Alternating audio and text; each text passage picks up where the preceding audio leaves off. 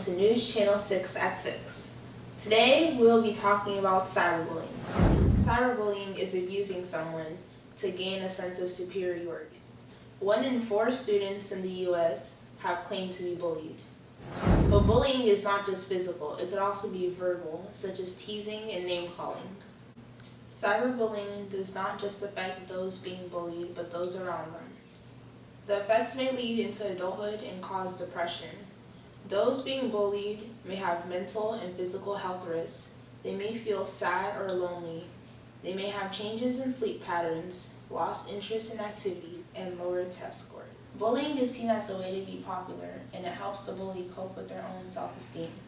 Cyberbullying happens for many of the same reasons other types of bullying occur. In my opinion, I think cyberbullying is easier than other types of bullying because it helps the bully mask their identity.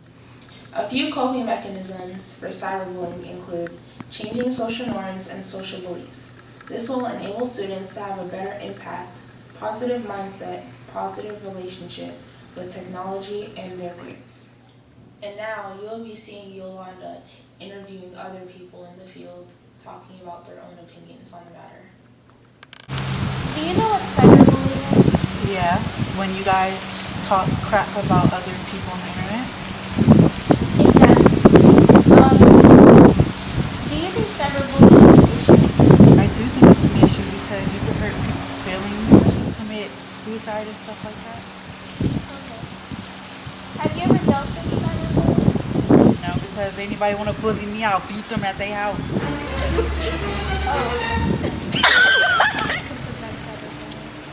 Advertise about it more, have different speakers, go to schools and stuff, and yeah, advertise. Do you think cyberbullying is an issue? Right now, yeah, I believe it is a common issue. Have you ever dealt with cyberbullying? On a few occasions, actually, my little sister at one point was cyberbullied, so yeah, I've actually dealt with it almost firsthand sometimes. What do you think we as a society can do about cyberbullying? I think getting more people involved and more awareness around it, because everyone believes that they hear cyberbullying and everyone's like, oh yeah, cyberbullying, it exists, so they can just deal with it, but actually getting more people aware of the causes, the effects of what it can actually do to a person and what's really happening, rather than just, oh, it's another one of those things that the kids can deal with. Do you know what cyberbullying is? Yes. Do you think it's an issue? Oh, of course. Of course it's an issue because people are not face to face. Like I can call you a name, which I wouldn't, but if I were to call you a name, I wouldn't do it because I would be nervous to say something in front of you, but on cyber, doing it on the internet or doing it on Facebook or whatever, however you do it. Shows no emotion. Yeah, you're invisible. Exactly. Have you ever dealt with cyberbullying? I have 3 kids, and I have a daughter who, when she was in high school, she was picked on through the internet, and it was very, very bad. Oh, So, yeah, it was bad. do you think cyberbullying is an issue? Sure. Have you ever dealt with cyberbullying? I don't think so.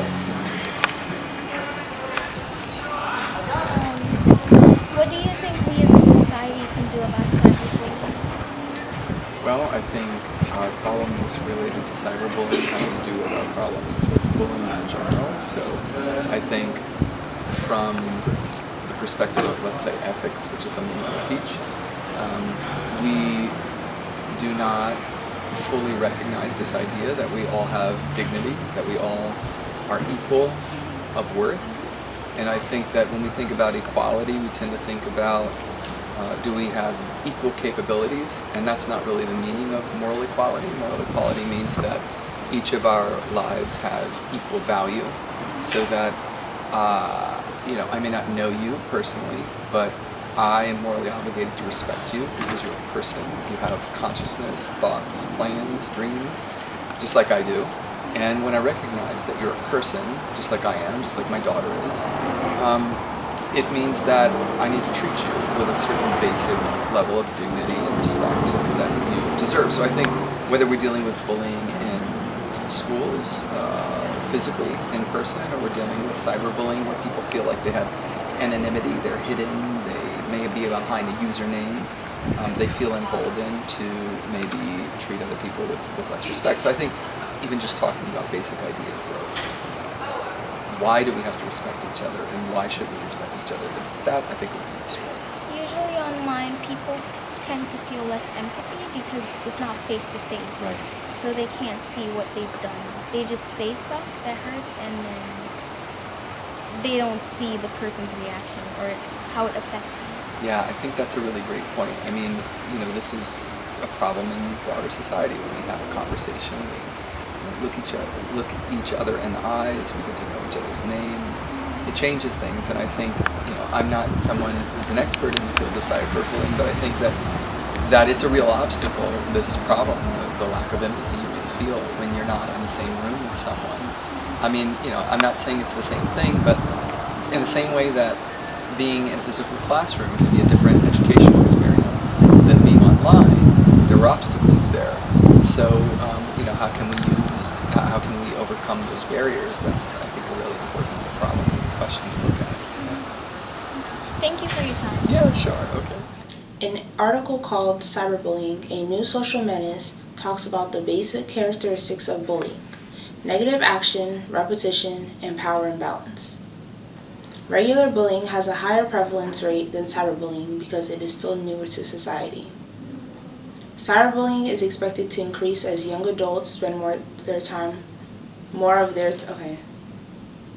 Cyberbullying is expected to increase as young adults spend more of their time on the internet. The factors that intensify cyberbullying's negative impacts are magnitude of the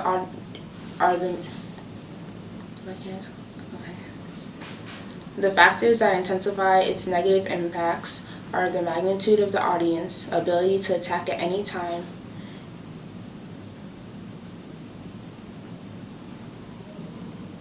because it is not physical, there are no noticeable consequences of cyberbullying. The article also talks about prevention, which promotes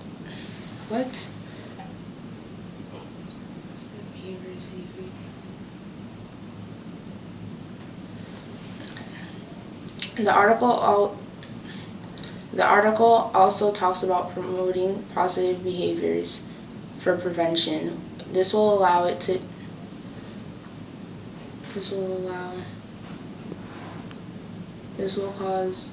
a decrease in social conflict. Okay. The article also talks about prevention, promoting positive behaviors. This will cause a decrease in social conflicts. Females cyberbully for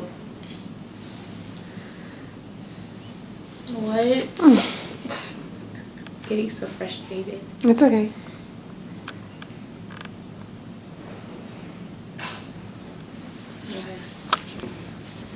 The statistics in the article say that females cyberbully more than males do. Also, young adults ranging from the age of 12 to 16 are more prone to be a cyberbully. And young adults that are involved in cyberbullying, we'll just cut that out. Whatever. Next article. The second article from Alon University, called Bullying and Cyberbullying, says that being bullied as a child is an experience that sticks with the child forever. Why do people bully? Richard Donegan says, the desire to survive is instinctual and common among all living things. Survival is associated directly with competition due to the multitude of species and limited natural resources on the planet. Since the beginning of time, there has been a constant drive to outperform others and other obstacles.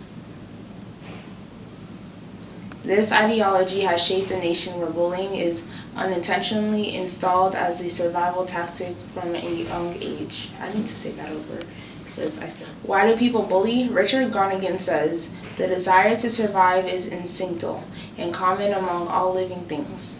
Survival is associated directly with competition due to the multitude of species and limited natural resources on the planet.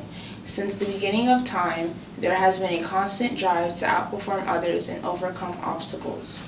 This ideology has shaped a nation where bullying is unintentionally installed as a survival tactic from a very young age. Research says that 37% of bullies felt angry, 38% of them were vengeful, and 24% of them were helpless. High schoolers and middle school bullies are